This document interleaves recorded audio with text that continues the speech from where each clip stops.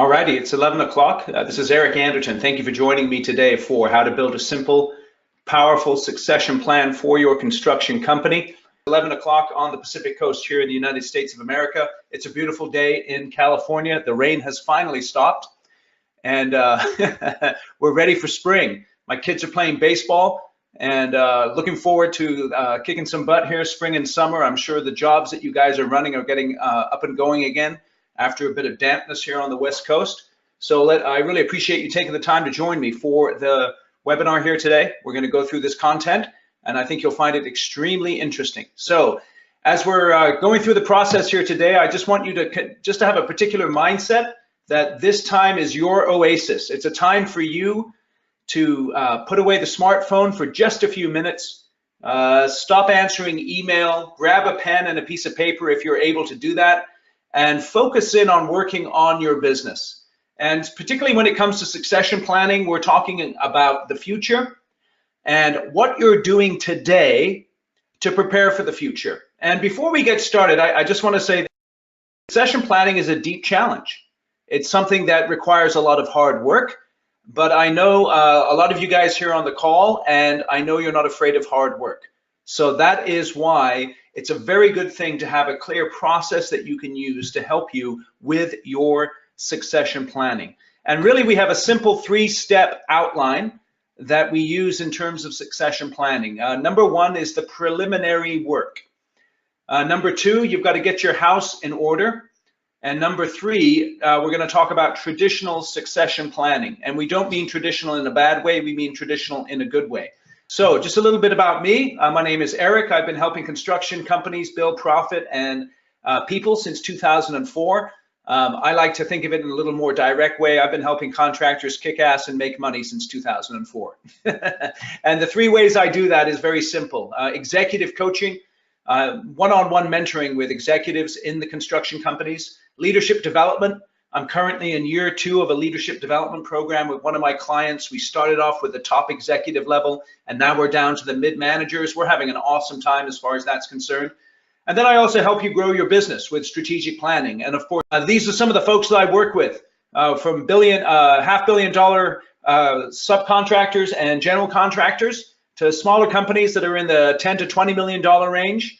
But I tell you, man, I love working with construction companies, and you guys know what a wonderful opportunity you have in construction. $740 billion in new construction is predicted for 2018.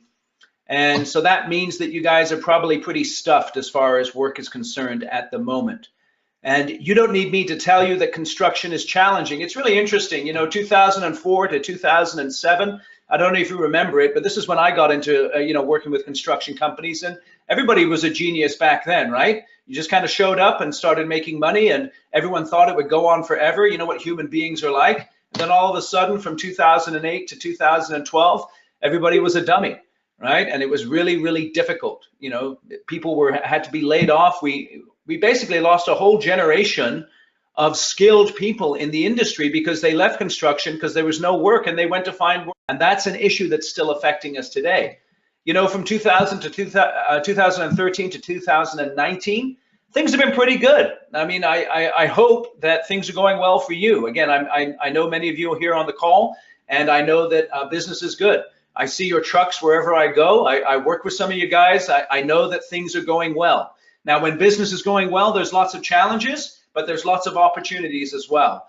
2020 and beyond, who knows? Who knows what the next election is going to hold for us, the next presidential election? Who knows the impact that that's going to have upon the economy? You really don't know.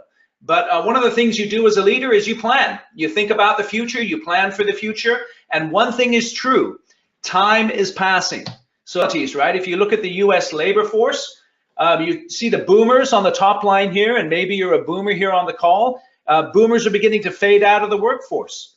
The Gen Xers are sticking around here for a while. I'm a Gen Xer. I got another 20 years. That's what I'm thinking. I'm on a 20, 25-year journey with my business. I got another 20 years. And then you got the millennials coming up. And as you know, the millennials are the future of your business.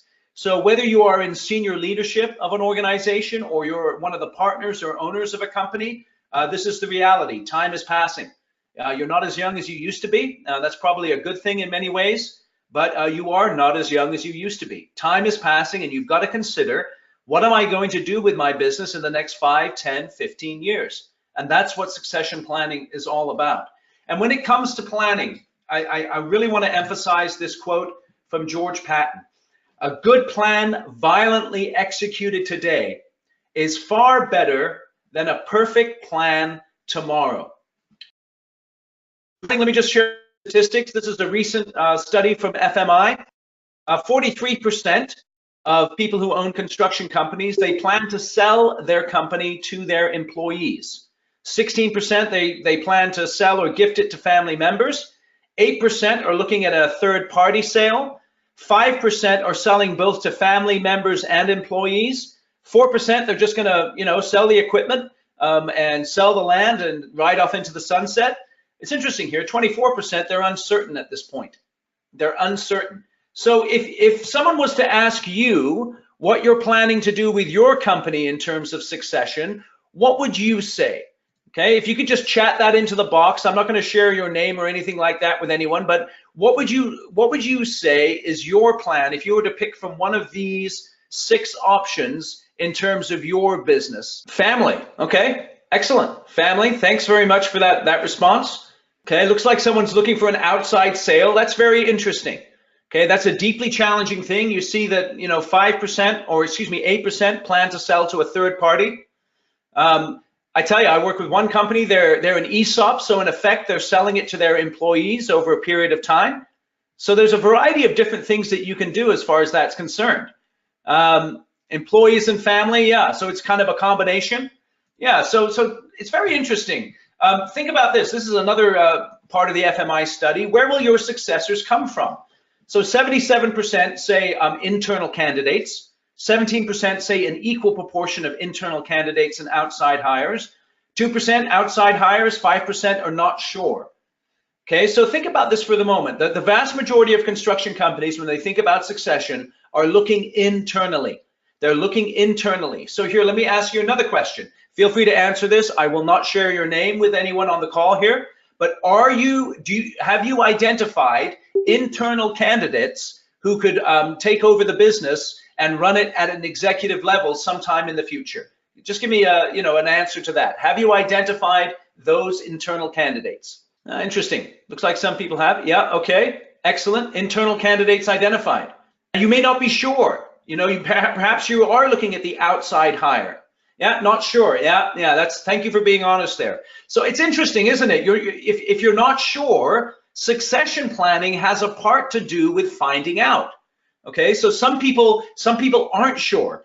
And so as a result of that, succession planning can help you to really answer that question. Is this person a fit for the organization moving forward? And when you think of your company, for many of us, right, our company, there's a fantasy. And it's like, everyone thinks that their kid is beautiful, right? But the reality in many cases, right, is that maybe your company's not as beautiful as you think it is. And what succession planning is all about, whether you're looking for an internal transition or an external sale, it's about getting your company to move from being the ugly baby to being the pretty baby. In other words, ask yourself this question. If you're thinking about an internal transition, why would anyone in your company at the moment want to take over your business? So let me just throw that question out to you. Yeah, beer goggles, exactly. Why? I tell you, man, why would anyone want to take your business from you? Why would they want to? Think about your employees. Why would they want to spend a bunch of money taking over your business at the moment? Or why would an outside buyer want to do that? Is it something that are you convinced that your company is attractive to others at the moment? Tell me what you think about that. A little bit of uncertainty there. Yeah, I can understand that. A little bit of uncertainty. Well, I tell you, that's exactly why the succession planning. Oh, okay, that's great. Okay, so there's a little bit of confidence here. Strong tradition, cash, and assets. I tell you, it's very interesting. There's so many ways to skin the cat as far as a construction company is concerned, and there's so many ways to build a successful construction company. So let's look at some factors that would make your company attractive either to internal or external candidates. Number one is the strength of your management team.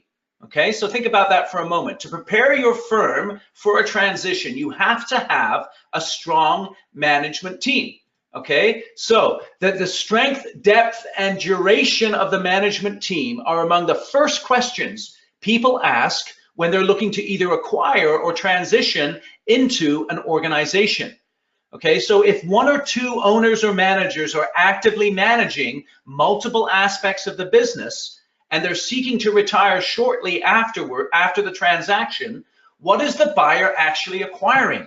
This is very important because many construction companies are based on the quality of the relationships that the owners have with the people who purchase their services. And if those owners go away, what happens to the value of the organization? Okay, so that's one question that people ask. Another question, project versus reoccurring revenue. So think about your business at the moment. Are you a project-based revenue company, or do you also have a reoccurring revenue aspect to the business? I know one gentleman here on the call works for a company where there's a lot of reoccurring revenue there. Okay, and that's excellent. But think about your business. If you're just going project to project to project, what is the true value of your business? So buyers tend to treat predictable, consistent revenue much more favorably than volatile revenue. That's why many construction companies try and get into the service aspect of the business so they can have that reoccurring revenue. Now, here's another thing. Are you in a competitive hard bid or a negotiated time and material environment? Or do you have a degree of diversity there? Companies operating in highly competitive hard bid markets are at much greater risk of job losses. Furthermore, they're easily displaced on bid day than companies that are operating in negotiated capacity. So that's really interesting because buyers understand this risk and they react accordingly. I work with one company that's in a competitive hard bid environment, and they specialize in coming in second or third and yet understanding the bid so well that they can leap ahead of the person who comes in first. So those competitive hard bid environments can be very, very challenging. Okay, now check this out here. Prime versus sub. Companies working in a prime capacity, or GCs in other words, for clients, they drive more value in acquisitions than those who serve as subcontractors, because subs depend on the GCs or the primes for their work, and they're often selected based on price. And then here's another one, self-performance. So self-performance is a growing bottleneck in the construction supply chain, and companies that control the labor pool are less risky than those dependent on the use of subcontractors. So if you're a GC that also does quite a bit of self-performing, you're going to be more attractive to a company if you're just a GC that pushes paper. So those are just some things to consider. So let's dive into what we really want to talk about today. And this is the outline here. First, you got to do some preliminary work in terms of your succession planning. Then you got to get your house in order, and then you got to get into some traditional succession planning. And so first we want to dive into the preliminary work. And I want to thank my good friend, Andrew Knightley, for the general succession planning structure used here. He and I have worked together for many years, and he's really helped me as far as putting together these processes and helping my clients with it. So when you're thinking about preliminary work, picture yourself sitting with the key partners in your organization, asking a number of questions. So it starts off with this. What does succession planning mean to you? So that's a question I'd like to ask. When you're thinking about succession planning, let me just open it up to everyone here. What does succession planning mean to you? If you could just chat that into the box, please. What does succession planning mean to you? Yep, planning for the future. That's excellent. That's excellent. What is succession? Identifying, training, mentoring the next leaders of the company. Yeah, that's great. Company transition with sustained growth. Yeah. It's tricky, isn't it? That transition with sustained growth. It's very tricky. That's one of the reasons why I tell you, this is a great process, because you're going to be able to see how much time you actually need to spend working on your business, not just getting stuck working in your business. Okay, so these are some of the preliminary questions. What would a great outcome of the succession plan be? One of the great things I love about succession planning and about business is it can be whatever you want it to be. Okay, whatever you want is what your business can be. It doesn't have to be some sort of cookie cutter thing. If you want to stay working until the day you drop dead, go for it. If you want to ride off into the sunset, you can do that as well. If you want to stay on in an advisory capacity, that's something you can choose as well. Here's a great question. What is the timing to create the plan? And then what is the timing for the execution of the plan? Here's a good question. What is driving the need for the plan? Let me say this. If you're on a 3 to 5 year time frame, then you're getting a bit of a late start in terms of putting your plan together. And you're best advised to be thinking about this when you're 40, not when you're 60. Now, when you're 40, you're not really thinking that you're going to be out of the business anytime soon, and it seems like it might go on forever, but those 20 years go by really quickly, and so you have to be thinking about it in advance, particularly because a lot of what we're talking about here is identifying and developing talent. And we know that people's situations change. The person that you think is going to take over your position, in fact, ends up finding a job with another company or leaving the area because of family issues or something like that, okay? So you've got to ask this, who should be involved in the planning process? What is your own exit strategy and timing? What are the key roles that need a plan? Okay, maybe you start small. Okay, so you might get overwhelmed by how much planning you have to do, but perhaps you understand, okay, as far as construction is concerned, I need someone who can run the bidding aspect of the business. I need someone who can run the building aspect of the business. I need someone who can run the planning aspect of the business. Whatever the case is, what are those key roles that really need some help? Maybe you're in it for the next 15 to 20 years, but your partner who runs the field is only going to be in it for 5 years. So you got to focus in on the field. Make sure you've got a chief operating officer who's really kicking some butt, okay? Who are the key people who might be retiring, leaving, or moving up that need a succession plan? What are your thoughts about succession plan as an ongoing process versus a one-time event? And what else about succession planning is important to you? Now, you could see just with this preliminary questions, you could be sitting around in a room, maybe you do an offsite with your key people, with the partners in the business. This is a long discussion right here. It's not something that you're going to just be diving into right away. And as you're going through the discussion, the next thing you want to be thinking about is your future performance. So look out a year from now, 3 years from now, 5 years from now, 10 years from now, and ask yourselves these questions. What are the strategic drivers creating new needs for the organization? Okay, which talents and roles will continue to be important? Which new talents and roles will become important? Which key vacancies will open up? So let me ask you this. Just looking at your company right now, and again, I'm not going to share your name with anyone or anything like that, but if you want to be open about this, I'd appreciate it. What are some key vacancies that are opening up for you that concern you in the next, let's say, 3 to 5 years? Any of those key vacancies that are opening up? Just chat that into the box here. General Superintendent, I tell you, General Superintendent, that is, whenever I think about superintendents, I think about them at the hub of the business. I mean, they're the bridge between the field and the office. Hopefully, they're the types of people who understand the needs of the office and of the field and can break down those silos.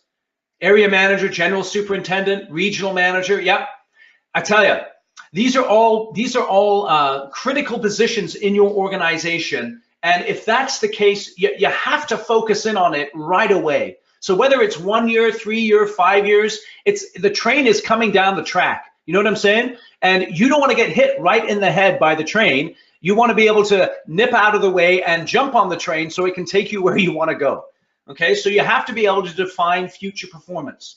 And one of the things that many companies do, this is really interesting, they have a succession planning war room where they get into this war room and they have a clear organizational chart on the wall, for instance, or maybe they have pictures of people in the organization. And this war room doesn't necessarily need to be in your business where people can walk in. Maybe it's in your home office or something like that. But they visualized and they've pictured where the company is going, and it's something that they're processing through on a regular basis. These war rooms can be particularly helpful when you're doing reviews of the organization. And that's one thing I really encourage you to do is you need to look at succession planning on a regular basis. Don't just think it's a one-time event that you can do today or tomorrow and then leave for another 5 or 10 years. This is really something you need to be doing on an ongoing basis, okay? So preliminary work is where you got to get started. Now, the second thing you have to do is you have to get your house in order. And this is really hard to do because Because you think about it, right? You're on the job sites all day. Your folks are on the job site all day. Everybody's working, working, working. You get stuck working in your business. And then one day you wake up, it's 5 years from now. You may have made a bunch of money, but your company's not really ready for where it needs to be. You've got to think about your organization capacity charting. And that has to do with your org chart. Okay, so think about this. Let me ask you this. Do you have a clear org chart for today? I'll just pop forward to this slide. For today and for the future. Okay? Do you have that clear org chart? And have you thought about the people who are in your organization right now and where can they be in the future? Okay, so going back here to these topics, you've got to figure out roles, responsibilities, and key performance metrics. You've got to put career paths together. You have to think about development planning, performance management. You've got to understand that excellent management develops and engages people. So one of the things I really encourage you to, let me ask you this. How many of you have incentives in place for the leadership in your organization to develop the next generation? Clear incentives can really help people to put that development as a top priority. You've got to have strong recruiting and onboarding. And I know that all of us here in the construction industry are very much challenged by the lack of talent that's available at the moment. You've got to have rewards and incentives. Processes need to be mapped out and key knowledge needs to be captured. You know, you guys are really talented people and there's stuff that you do just by instinct. You've been doing it all your life. You've built your business on the basis of your talent and your instinct and your experience. But what you need to do is be able to get that experience out of your head and in one way or another, put that into processes so that people who are coming into the organization can understand what it is that you do to be successful and to the best of their capacity, replicate that success. So again, organization planning. Do you have a clear org chart today? And if not, I encourage you to do that. And do you have a clear org chart for tomorrow? Okay, so also roles, responsibilities, and KPIs. One of the problems that many people have is they don't have clear roles and responsibilities that they can hold people accountable to. So that frustrates people in leadership and it frustrates the people in the roles and responsibilities because good people, they want to know what they need to do to be successful, and then they want to be held accountable for that. So you need to have roles, responsibilities, and then KPIs. Career paths are very important, okay? So if people think that there's a future and a hope with your company, they're much more likely to stick around. So you have to be able to paint the picture for them in terms of where they could go in your organization. Now, you don't want to make false promises and you don't want to promise too quickly. There's no promises in business. The only promise is that if you work hard and build profitable projects, then we're going to keep going here. But my point is you have to map out a career path in this way. Think about when you hire a project engineer into your organization. This is a challenging statement here, and I know it may be difficult to swallow, but I'm going to make it. If they're not an A player, if you can't picture them as an area manager or a division manager or the president or the CEO of your organization at some point in the future, why bother hiring them in the first place? Now, I know that's easy for me to say, but think about the quality of the people that you're bringing into your organization. Are you committed to bringing in A players into your company? And do you know how to identify with some degree of success who those potential A players are? Because if you're bringing in people who you're confident have a good shot at really climbing the ladder, then you can build these career paths for them and help them to know what needs to be done in order for them to get where they want to go. And so when you're doing that career planning, you also have to have development planning. And development is really important. Do you give people mentors? Do you give people clear development opportunities, both formally and informally? And then you have to manage performance. I tell you, one of the things that some people struggle with is consistent performance management. And the reason why is because performance management requires time and difficult conversations. You have to be willing to sit down with people, review their KPIs, and say, how well are you doing? How can you improve your performance? What do you need to improve? You have to hold people accountable for what they're doing. And then you've got to have excellent management that develops and engages people. So think about this. People in your senior leadership, one of their jobs is to develop other people. It's not just to hold on to their position for as long as they can. It is to develop others. And if they're stuck working in the business, your job as the leader is to really help them to free up their time as much as possible so they can spend time working on the business, specifically developing other people. Okay? And then, of course, you need strong recruiting and onboarding, and you need to be able to provide rewards and incentives for them. Okay? So let me just go to a particularly challenging part. Processes that are mapped out. Now, if there was one process that you could map out that would really have a positive impact in your organization that isn't currently mapped out, what would that process be? Can you let me know that? What is the one process where if you really spent some time developing it, what would that process be? That's interesting. Yeah, the pre-planning process. So the handoff from the estimators to the people who are going to execute the project managers and the superintendents. Business development, yeah, that's a really good one. You know, it's interesting because I know some of you guys here on the call, and I know that you're really good at business development, but you may not know why.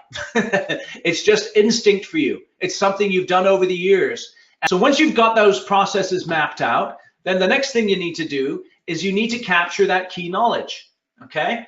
And that's where you have to sit down with your superintendents that have been in the field for years, or your key foreman or lead men, and ask them, you know, how is it that you guys, what are you guys doing that enables you to execute the work safely, quickly, and on time, you know, with high quality? What is it that you're doing? You need to capture that key knowledge. You need to capture the key relationships that you have. You need to have all of that down in order to be able to really think about how you can do succession planning moving forward. Now this is all about getting your house in order. And this is why I just want to let you know how you can get a little bit of help with me before we move on to the traditional succession planning process. If you're going to get your house in order, you've got to get yourself in order first.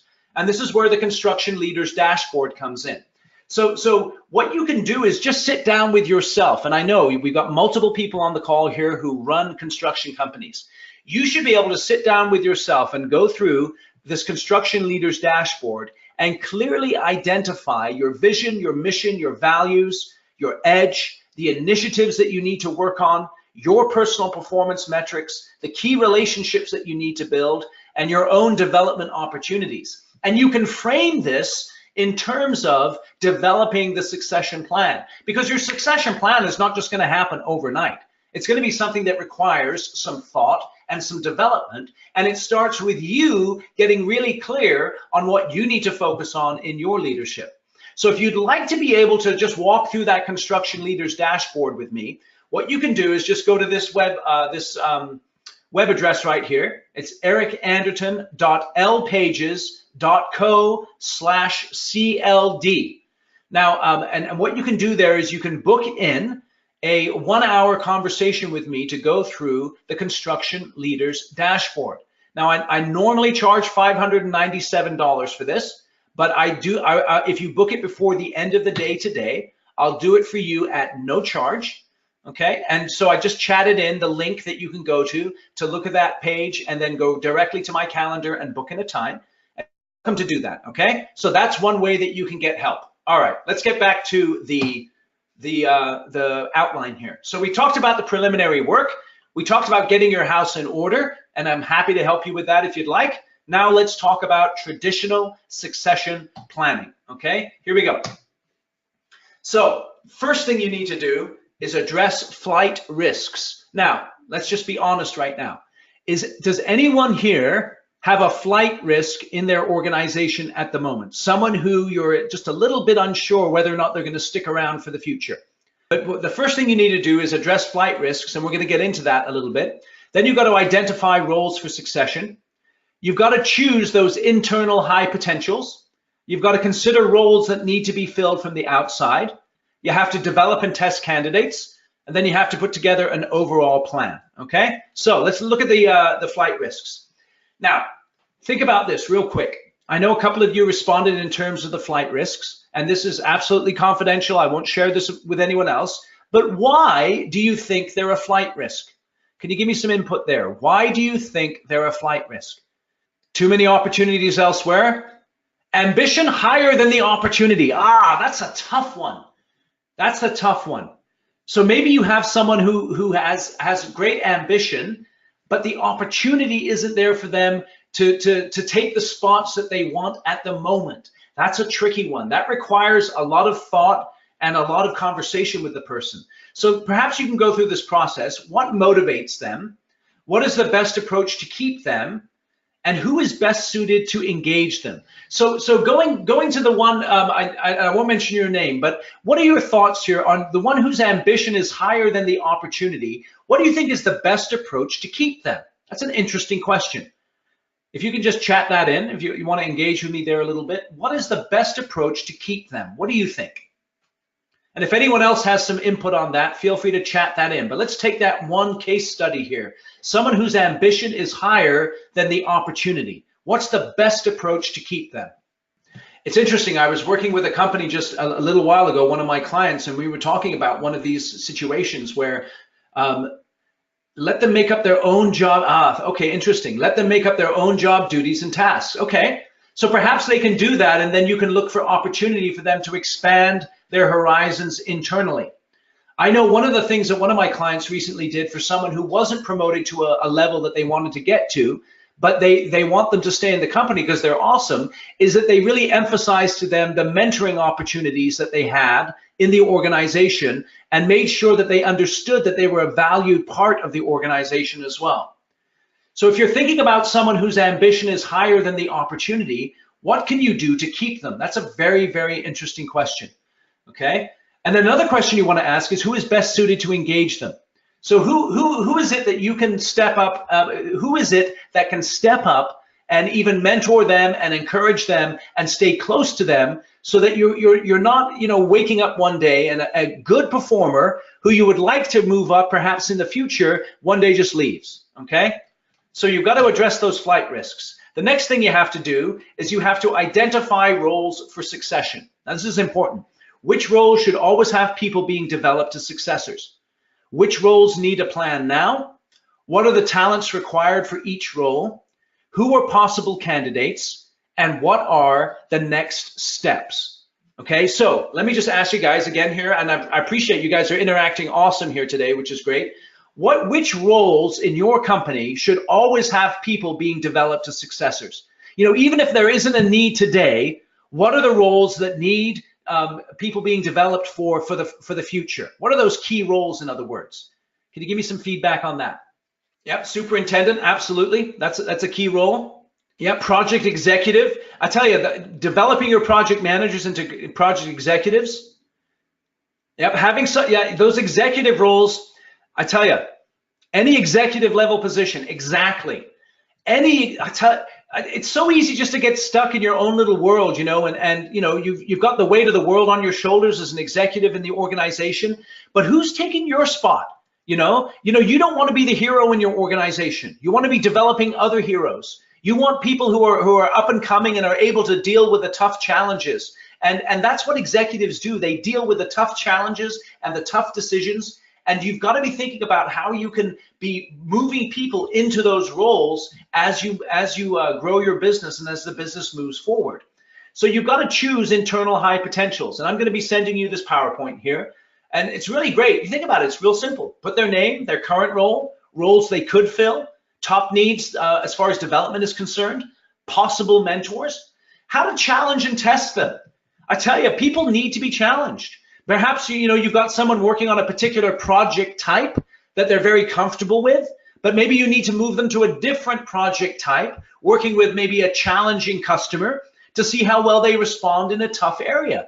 Some people are very good at certain projects, but they need their horizons expanded so they can understand the length and the breadth and the depth of your business. And then you've got to ask, what kind of training do they need? And what are some potential other ways for them to develop is in terms of being a high potential. And then you've got to ask, what are the roles from the outside? So just, you got to be honest. Looking at the people that you have in your company at the moment, you've got to be honest and say, I don't think I have a general superintendent in my company at the moment, and perhaps I need to look to the outside. And it may not be today, it may not be tomorrow, it may not be next year, but I need to be very aggressive in recruiting that general superintendent. I need to do a better job developing relationships, networking with my peers, networking with in other organizations in order to develop those relationships so that perhaps I can tap someone in the future. Okay? And then when you've thought about that, you got to develop and test candidates. And if you've never seen this SNL skit, the Chippendale skit with Chris Farley and Patrick Swayze, you got to check it out. It's kind of interesting. But you've got to develop and test the candidates. So you've got to test them. You've got to say, okay, what is it that I can do to really see if this person is a fit for the organization in terms of the role that I want them to be in? And it's important that you're willing to. It's important that you're willing to be disappointed, because sometimes people disappoint you, right? You give them the test and they fail it. And perhaps they're saying, I may not be an executive, but perhaps I can be a step just below the executive level. Perhaps they're not the president of the organization, but they are going to be your chief superintendent or your chief estimator or your project executive. And you can trust them and rely on them in the future, but they're not quite that president or CEO talent. But you've got to develop and you've got to test them, okay? So now it's time for you to get to work. And the good news is I'm going to be sending you a 22-page booklet with all of these things that we've discussed here today that you can use as a template to really begin your discussion. So I tell you, if you just took that and began discussions in your organization, as far as succession is concerned, you're going to have a massive ROI on just joining me here on the webinar. And just remember this. Patton said this again, a good plan violently executed today is better than a perfect plan tomorrow. Okay? So, overall plan. What needs to be done, by when, and by whom? So let me just open it up to the group here on the call. What would you say is the one thing you need to do in the next 30 to 90 days to begin moving forward in terms of succession planning? Develop the future org chart. Thank you very much. Now, I tell you, that's good. Man, you should have that like on the wall of your office, or maybe it's your home office, but that future org chart, and you can start playing with the names. Identify candidates. Yep. You got to identify. Sometimes you got to sit down with them and just have a heart-to-heart conversation and say, hey, listen, where do you see yourself in 5 years' time? So we've got develop that future org chart. We've got identify candidates. What else? Anyone else? Yeah, develop candidates. That's right. Yeah, I tell you. So when you're developing people, you've got to ask this. Is it formal or informal training that they need? Do I need to get them a mentor? Do I need to get them some coaching? Do I need to send them to a class? Perhaps it's self-development. Is there a good book that they can read? I tell you, I'll give you a good book that you can read. And by the way, if you want me to send you a copy of this book, just send me an email. I'll send you a copy. And that book is The Effective Executive by Peter Drucker. Now, it was written many, many years ago, but it's simple, it's straightforward, and it can have a massive impact on someone who you're developing into that executive role. So if you'd like a copy of that book, just shoot me an email. I know most of you here on the call have my email, eric@ericanderton.com, and I'll send you that book, The Effective Executive by Peter Drucker. It's absolutely awesome. Okay, I tell you guys, let me just encourage you. Think about succession planning. It's a process. It's not a magic pill. If anyone comes in and says it's a magic pill, they're giving you a bunch of hooey. Okay, it's a long process, but you've got to get started on it. And you can use some of this content here from today to get started. If you have any questions, if I can help you in any way, you can contact me. I appreciate you guys taking the time here today, and I wish you the very best as we get into the season here and start kicking some butt building projects. Have a terrific day, guys. Bye-bye.